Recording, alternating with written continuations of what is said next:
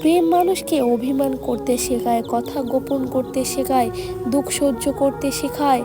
ভালোবাসলে কি তাকে বিয়ে করতেই হবে? উত্তরটা হলো হ্যাঁ।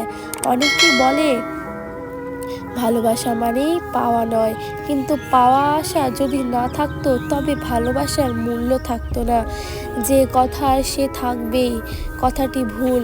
অনেকেই বলে যে যাওয়া সে যাবে আর যে থাকার সে থাকবে।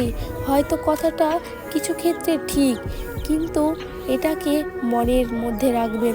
কাছের মানুষটাকে অবহেলা করবেন না, কারণ দিনের পর দিন অবহেলা পেলে খুব সহনশীল মানুষটা একসময় সম্পর্ক থেকে সরে যেতে বাধ্য হয়।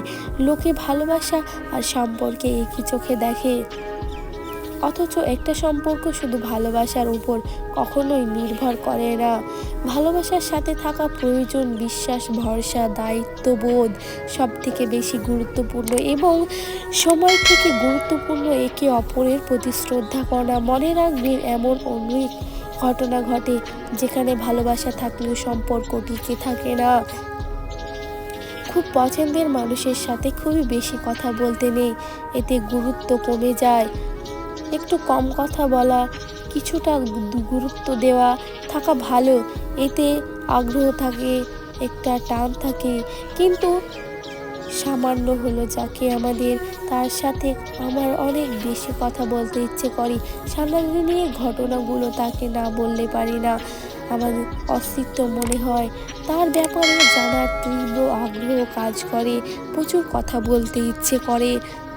অপরত্ব কিছু দিন যেতে না যেতেই তীব্র আগ্রহ আমার হারিয়ে যায়, কথা বলা কমে যায়, গুরুত্ব কমে আসে। তখনই এর পাশে মানুষটা ভীষণ একাকী ভুগতে শুরু করে। তাই খুব প্রিয় মানুষের সাথে একটু কম কথা বলা ভালো, কিছুটা দূরত্বে থাকা ভালো। মানুষ মানুষকে না দেখলেও জীবনের চাইতে বেশি ভালোবেসে কোনো জানেন, কারণ ভালোবাসার সৃষ্টি হয় মন থেকে, মুখ দেখে নয়।